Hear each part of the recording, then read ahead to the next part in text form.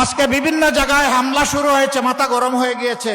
মাঘ মাস, আরে ভাই এখন মাথা গরম হলে চৈত্র মাসে কি করবেন? একটু ঠান্ডা রাখেন না। এখন তো আরামদায়ক বাতাস আছে, আবহাওয়া আছে, এই সময় গরম করিয়েন না মাথাটা। পায়ে পাড়া দিয়ে মুখের উপর ঠুটের উপর ঘুষি মারবেন আর বলবো যে এবার কানটাও ছিঁড়েন, এরই কাজ হবে না। বরঞ্চ সমান ওজনের হিসাব নিকাশ আপনাদের দিকে ফিরিয়ে দেওয়া হবে। আমরা কারো পায়ে পাড়া দিয়ে ঝগড়া বাঁধাতে চাই না, কিন্তু কেউ ঝগড়া বাঁধাতে আসলে ছেড়েও দেওয়া হবে না। আমরা কি চাই সেই দুঃশাসনের যুগ আবার ফিরে আসুক, সেই ফেসিবাদ আবার ফিরে আসুক? যদি আমরা না চাই, তাহলে যে দুঃখী মানুষগুলোর কথা বললাম, আজকে তাদের মুখে হাসি ফুটানোর জন্য নতুন লড়াই আমাদেরকে শুরু করতে হবে ইনশাআল্লাহ। এ লড়াই কোনো দল, কোনো গোষ্ঠী, কোনো পরিবারের মুক্তির লড়াই নয়। এ লড়াই 18 কোটি মানুষের মুক্তির লড়াই। জাতি, ধর্ম, বর্ণ নির্বিশেষে সারা বাংলাদেশী জনগণের মুক্তির লড়াই।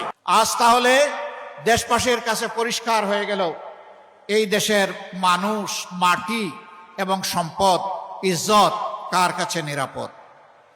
এটা কি এখন আর বুঝতে কোনো বাকি আছে? কোনো বাকি নাই। সারা বাংলাদেশের জনগণ প্রত্যক্ষ করেছে খুব খুব রক্ত আর খারিকারি লাশ। করোনা তার ব্যতিক্রম ছিল না।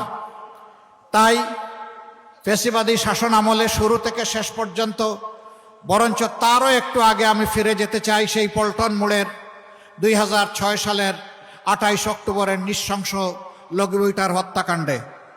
এখান থেকে শুরু করে 24-এর 5ই আগস্ট পর্যন্ত যাদের আত্মাহুতি, যাদের আত্মত্যাগের বিনিময়ে আজ আমরা বাংলাদেশ পেয়েছি, আমি সেই সমস্ত শহীদানের প্রতি গভীর শ্রদ্ধা নিবেদন করছি।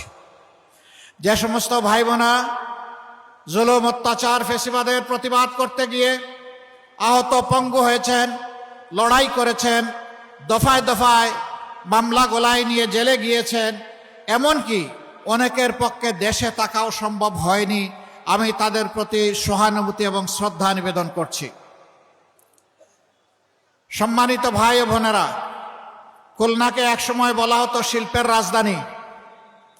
আজকে শিল্প 54 বছরে বিকশিত না হয়ে মুখ থুবড়ে পড়ে আছে।